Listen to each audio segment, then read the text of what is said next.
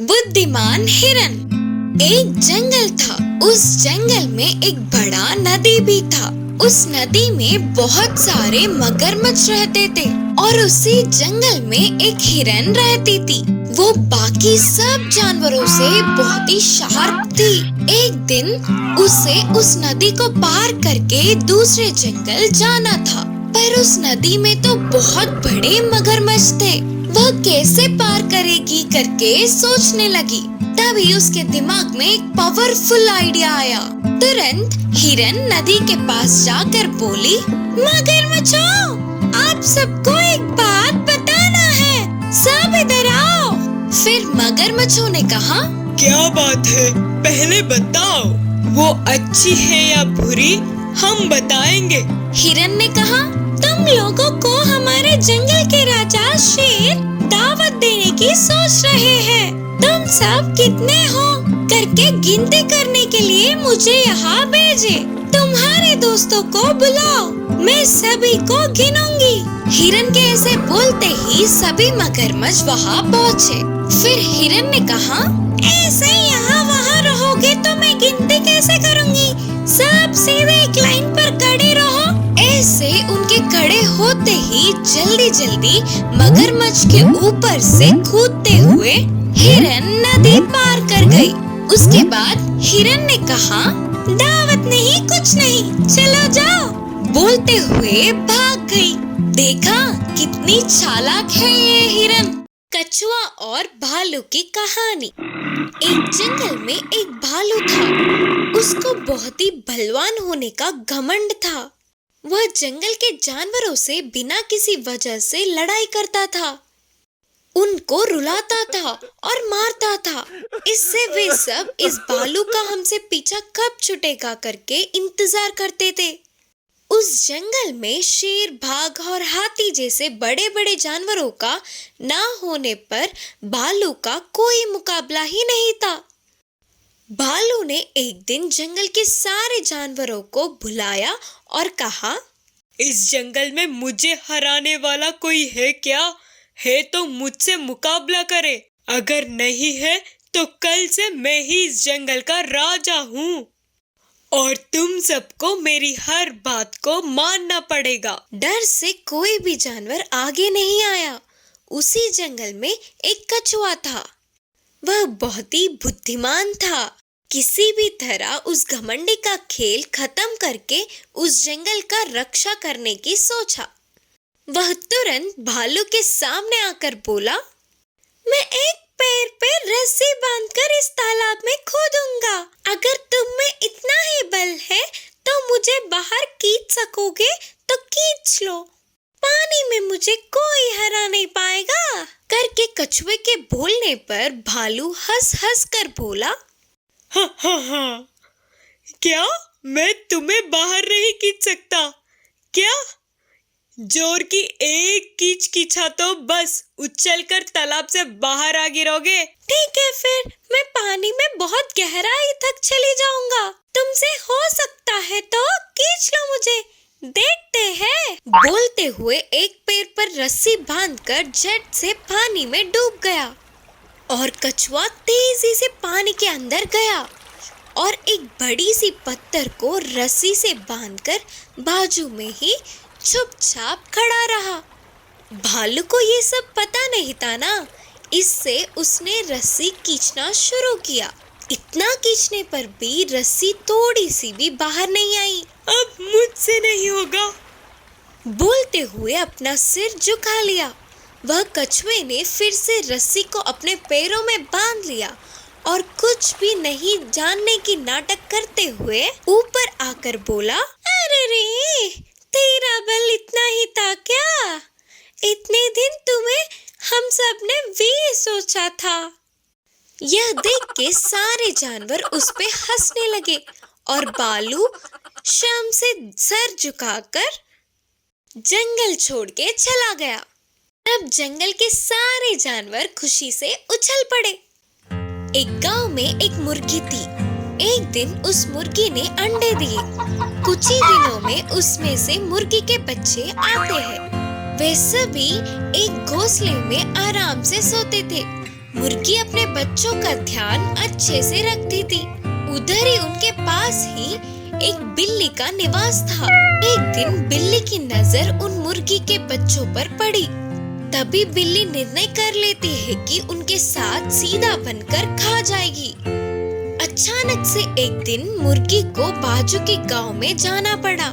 सारे बच्चों को बुलाकर मुर्गी ने कहा, ध्यान से रहना, किसी पर भी पूरा विश्वास मत करना, मिलजुल कर रहना सब। बोलकर मुर्गी गांव चली जाती है। मुर्गी का जाना बिल्ली देखती है। वह किसी भी तरह रात में आकर उन्हें खा जाने की सोची और फिर धीरे से मुर्गी के बच्चों के पास आकर पूछती है कि मुर्गी के बच्चे, इस रात को तुम लोग कहाँ सोओगे? हम सब हमारी माँ की बनाई हुई घोंसले में सोएंगे, बोलकर जोर से एक बार में बोलते हैं। मुर्गी के बच्चों के ऐसे बोलते ही बिल्ली खुशी से वहाँ से चली जाती है।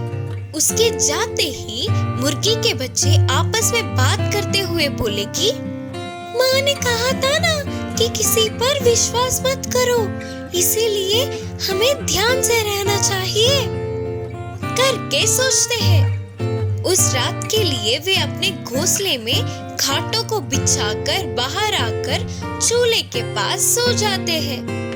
पूरी रात होने के बाद बिल्ली आकर घोंसले में घुसती है तो उसके पूरे मुंह में खाटे छुप जाते हैं।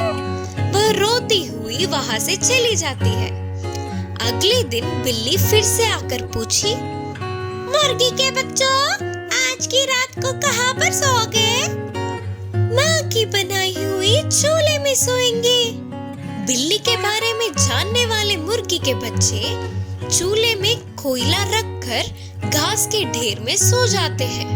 रात को बिल्ली के आकर मुंह लगाने पर कोयले में आग लगकर उसका मुंह जल जाता है। फिर भी जिद न छोड़ने वाली बिल्ली अगले दिन आकर बोलती है कि मुर्गी के बच्चों, तुम लोग मुझे झूठ बोल रहे हो ना? सच बोलो, मैं तुम लोगों के लिए रात को खाने के लिए भोजन लाती हूँ। तुम्हारी माँ गाँव गई है ना, तो मैं तुम्हारा ध्यान रखूंगा।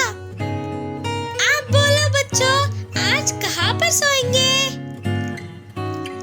ठीक है, फिर हम सच बोलते हैं, हम उधर उस घास के ढेर में सोते हैं। ठीक है, फिर मैं जाकर रात को घास के ढेर पर आऊंगा, तुम लोगों के लिए खाने ले आऊंगा, तैयार रहना। ऐसे बोलकर बिल्ली चली जाती है। उसके जाते ही मुर्गी के बच्चे उसके मुंह पर कांटों के छुपने का निशान और जले हुए घाव है, ये हमें मार के खाने आ रही है। आज किसी भी तरह हम इसका पीछा छुड़ा लेंगे, सोचकर सारे मुर्गियां मिलकर एक चाल सोचते हैं। रात को वे सब खाट छत के बिल्ली का इंतजार कर रहे थे। तब बिल्ली आकर तुरंत घास के ढेर में घुसती है तो तुरंत सारे मुर्गी के बच्चे उस घास के ढेर को आग लगा देते हैं। उस आग में बिल्ली जलकर राख बन जाती है। अगले दिन ही माँ मुर्गी वापस आती है। उसको बच्चे पूरी बात बताते हैं। वह खुशी से अपने बच्चों को अपने पास लेकर फिर कभी भी तुम लोगों को छोड़ के नहीं जाऊंगी करके बोलती है। यह सुनकर सारे बच्चे खुशी से उछल पड़ते हैं। मुर्गी और कुत्ते की दोस्ती। एक गांव में मुर्गी और कुत्ता थे। उन दोनों के मालिक एक ही होने पर दोनों के बीच अच्छी दोस्ती हुई। वो दोनों गांव में साथ ही घूमते थे और साथ ही खाना भी खाते थे। उनकी दोस्ती को देख गांव के बाकी के पशु पक्षी चौंक जाते थे।